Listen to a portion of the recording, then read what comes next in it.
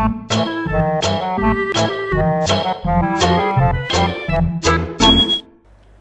guys, welcome to my first video on Tokyo. I recently went on a 6-day trip over to Japan completely on my own. It was the first solo trip I've ever made and it was incredible, really incredible.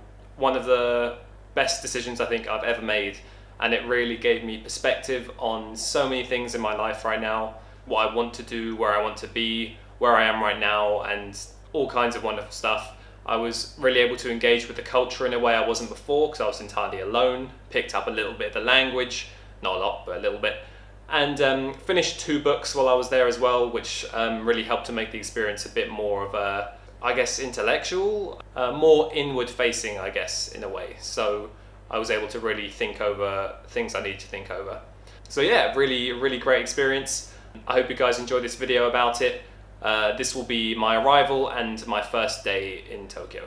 Enjoy! So the first thing I did obviously was, after I arrived on the plane, was get some food, because I stupidly spent about 10 hours without eating because I'm an absolute skinflint and I didn't want to pay any money for the meal on the flight, which is ridiculous. One of the first lessons I learned on this holiday, which is one that I should have known anyway, is to not be so worried about money all the time. I mean, money is a necessity, but worrying about it in the way that I've been worrying about it recently was completely unnecessary, and I was able to relax and feel a lot more zen in Tokyo as a result of not worrying about money quite so much. So the first thing I did was get some food. I went to McDonald's, shamefully, because nowhere was open at the time that I arrived. So I was walking around Ikebukuro, which is the district that I chose to stay in. It's a district that I stayed in the first time I went, and it holds a lot of fond memories for me. It's one of my favorite areas of Japan and Tokyo. A little bit off the beaten track for a lot of tourists, but it contains a lot of places that I really love to visit. So I was walking through Ikebukuro and it was late at night, so everyone who was out was drunk. They were all really happy about it, didn't seem too miserable, were really enjoying themselves, chatting a lot, in a way that I don't think really exists in the same way where I live now, which is a bit of a shame, but at least it gave me a bit of perspective and helped to release some of the tension that I felt living in such a cramped city for so long. So that was super great. I first of all went to find my hotel, which I soon found out was what's called a love hotel, so lots of couples going in and out, but I never really got bothered, so to me it's the same as a normal hotel really. I got my own private room, which was super nice. I got a ensuite shower, ensuite toilet, a sink, a fridge, all that kind of stuff. Even a TV actually, but I never really watched it. And the room was also located incredibly close to West Ikebukuro Station, so that was really nice as well. I spent the next 2 hours just going around, familiarizing myself with the area I was in, getting to know old places that I'd been before, just soaking everything in really. I supplemented my McDonald's with some rice balls, so it was suitably Eastern, and then I went back home for a sleep because I was knackered from the flight. Day 1, I woke up and it was raining, but I sort of thought, oh well, and went out on it anyway.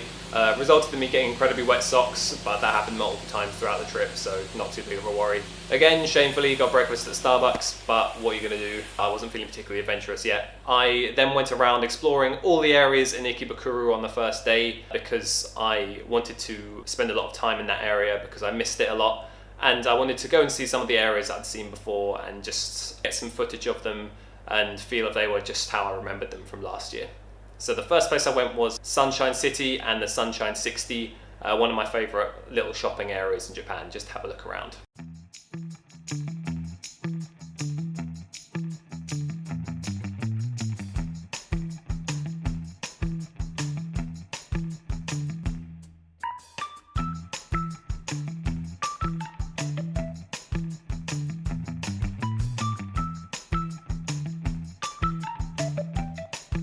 Yes! Pokemon!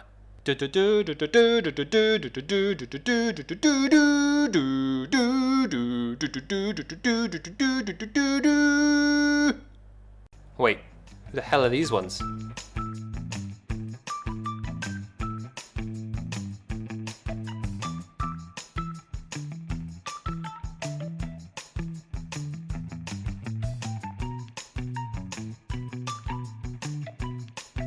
Let me judge your donut, girl.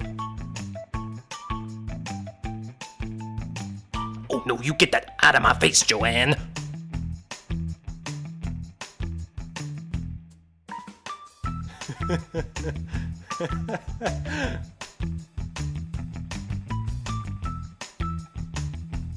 What? How can I use this toilet without instructions? There are so many buttons. Oh, thank goodness.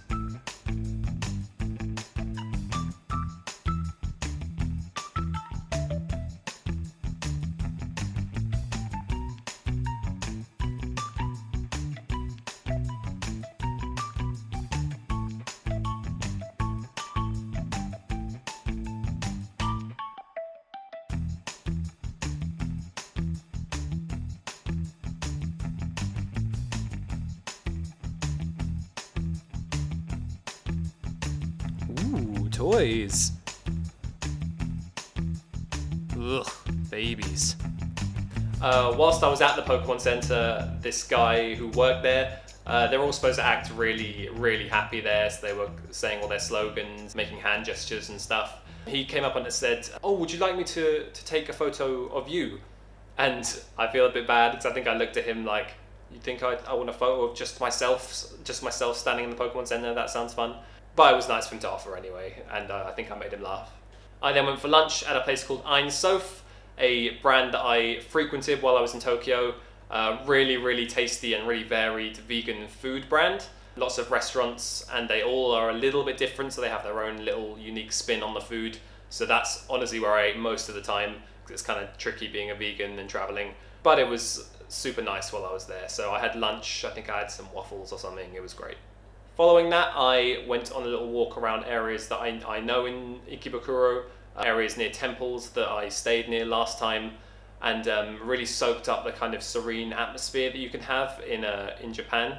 Because you can walk from a really busy metropolitan area for 2 minutes and you're instantly in an area that's completely silent almost. So that's a really unique aspect of Tokyo, which I really enjoy. Had a couple of animal friend encounters and got even more wet socks. But it was a really nice little walk that I had afterwards.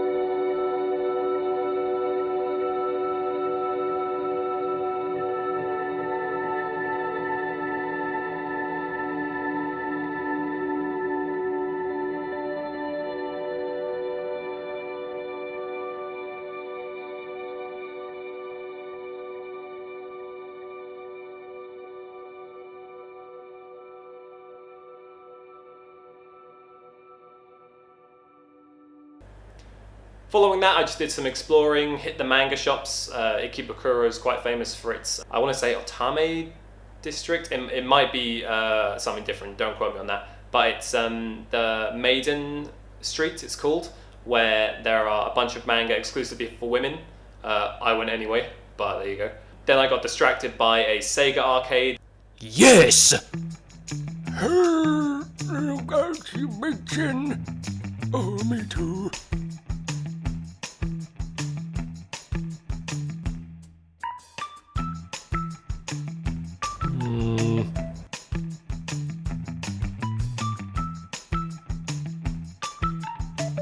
Take that, Trump.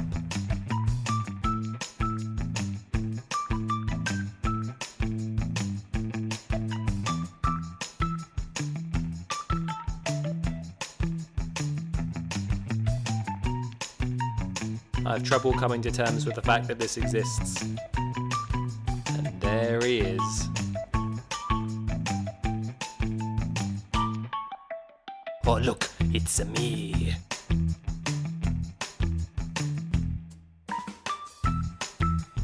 This shot is just for my friend Lauren.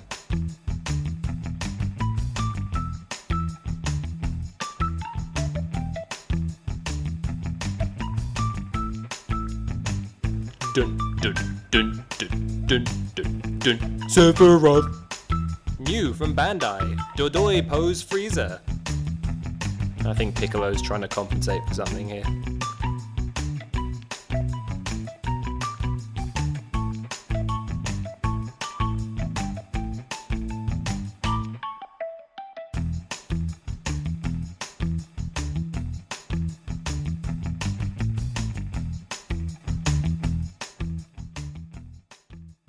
Fighting some titans and eating some ramen. Do do do do do do do do. Then I went back home to change my wet socks and went to a place called Shinjuku.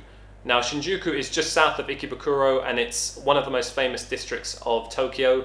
It is the entertainment district, which features a place called Kabukicho, which is a place that is famous for its red light district, Yakuza sometimes, lots of unique little maid cafes and entertainment places. So that was fun to kind of bomb around for a bit myself. I also got a dinner while I was there at a different Ein Sof, but it serves completely different food, so I don't feel too bad about it. And following that, I bombed around Shinjuku for a bit and then went back home. And that was the end of my first day in Tokyo. Stay tuned for some more videos on this. I hope you enjoyed.